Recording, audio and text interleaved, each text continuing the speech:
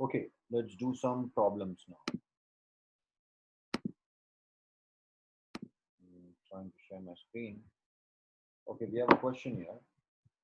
The question says a kick football leaves the ground at angle equal to 37.0 degrees, velocity of 20.0 meters per second, as shown in the figure. I don't have the figure here, but I can draw it for you. Calculate the maximum height. Okay, the time of travel before the football hits the ground. How far away it hits the ground. Okay, assume the ball leaves the foot at ground level. Ignore air resistance and rotation of the ball. So the assumptions are clearly indicating us that the ball is leaving the foot close to the ground, or rather at the ground, right? So which means the positions are 0,0. Ignoring air resistance, yes.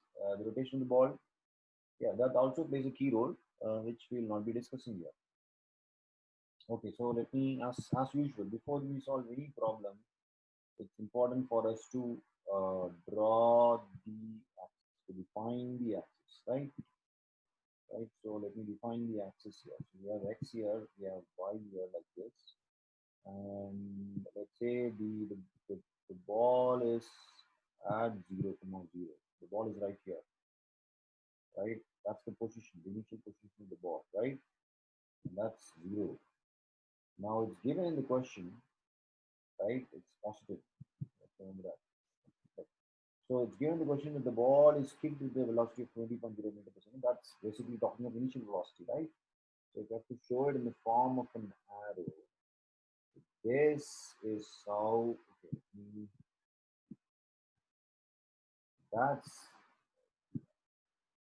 that's your initial velocity u, that's given as 20.0 meter per second. It's making an angle of 37.0 degrees with respect to x, correct? Now, if you think about the projectile itself, which means the path taken by the ball is basically going to look like this, correct? Approximately. I know I did not draw this curve there. It's also not good.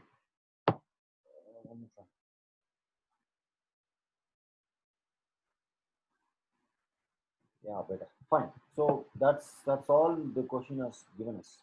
Okay, before you even solve the problem, let's try and understand this motion across the horizontal and vertical motion separately. Okay, let's look into the horizontal direction first. So horizontal direction.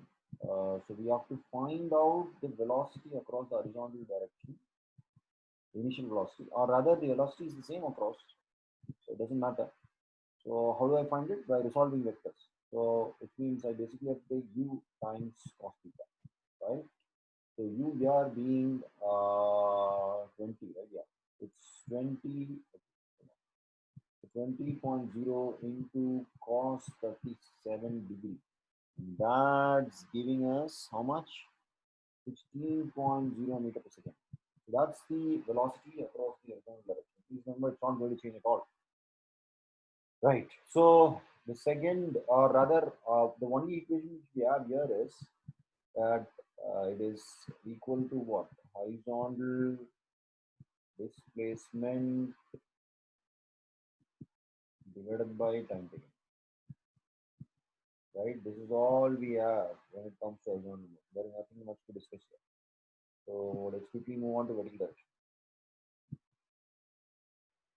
So vertical direction.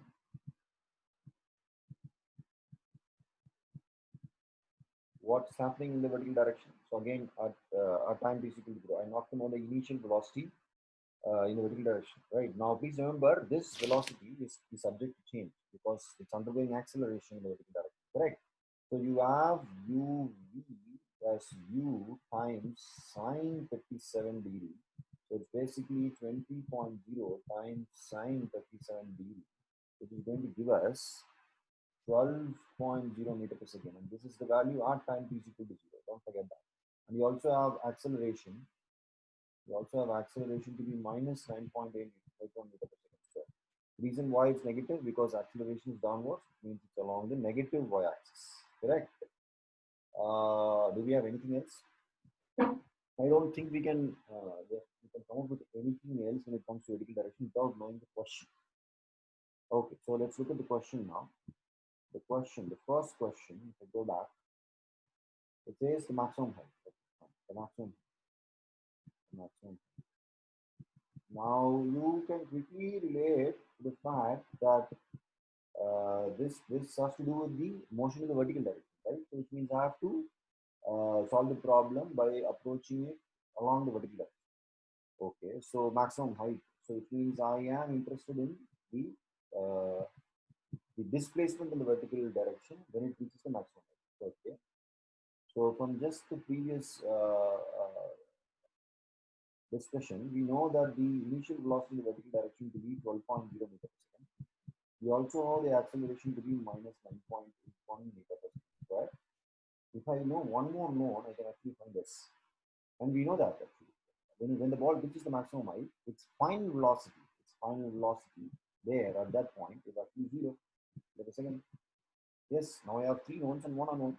The equation connecting this is v squared equals u squared plus 2as.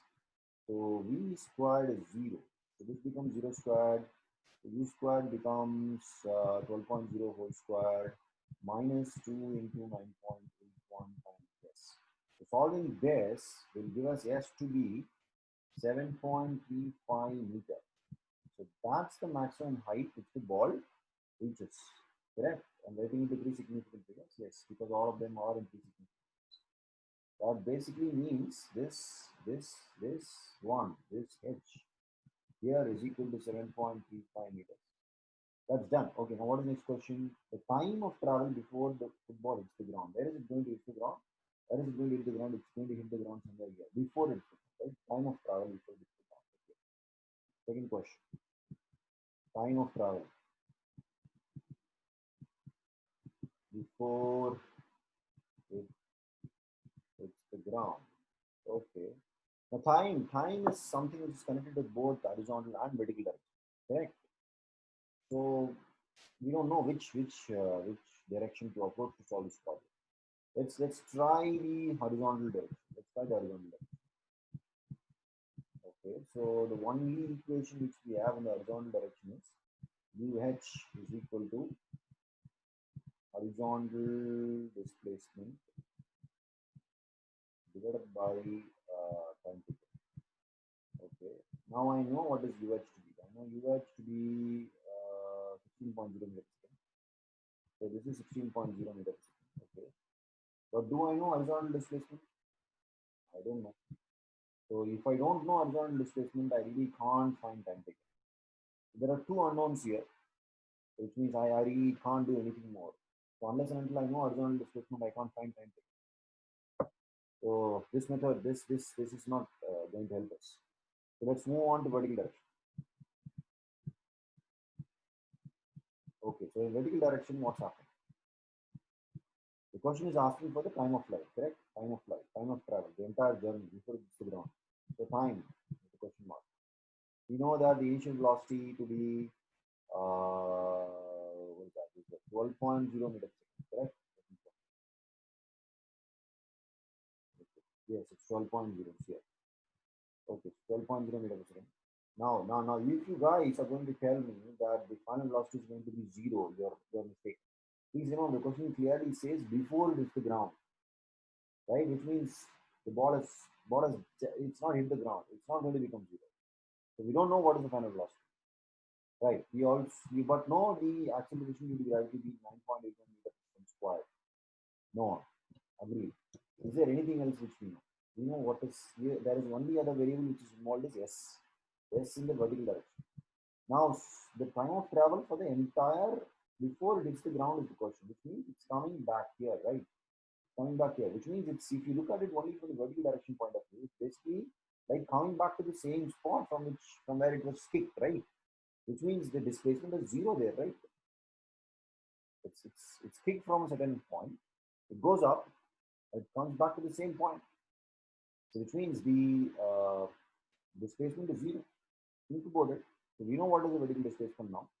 So what is the equation now? The equation here is S is equal to, okay, what happened?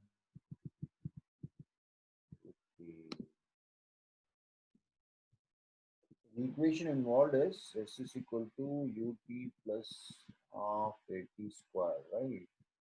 So u being 12.0 times t mic plus half of minus 9.81 times t squared. This becomes 0. There is space to 0. So if you solve this equation, you actually get time to be 2.44 seconds. So that's the answer which you get for question number B. Again, there is one more way of solving this problem. It's about breaking down the motion into two halves. When I say two halves, one half being the upward motion, wherein the ball moves from the initial point till the maximum height, and then the second half being from maximum height to the ground, right? If you do it that way, you would actually get 1.22 seconds each. So it means the total time again comes down to 2.44 seconds. But I again suggest this method because it's quick. Okay, so let's do C. What's C? I don't remember. What is C? C is how far away it hits the ground. How far away, which means it's basically talking of horizontal distance. How far away it hits the ground. Correct? So it's, as I told you, it's talking of horizontal displacement here. So you have to use that equation. So UH equals horizontal displacement divided by time taken. So you have UH to be, if I'm right, it's 16.0 meter per second equals, I'm going to call this as SH divided by time taken. We just now found out the time of the entire journey to be 2.44 seconds. So I'm going to use that here. So SH then becomes, the answer is coming down to be 39.2 meter. So this is the answer for the third one, which is in the picture, is basically representing this distance. This is what we call it as range, right? So hope you understand how to solve problems when it comes to projectile motion. The key again here is to split the motion into horizontal and vertical directions and use the appropriate equations of motion to solve the problems. Thank you.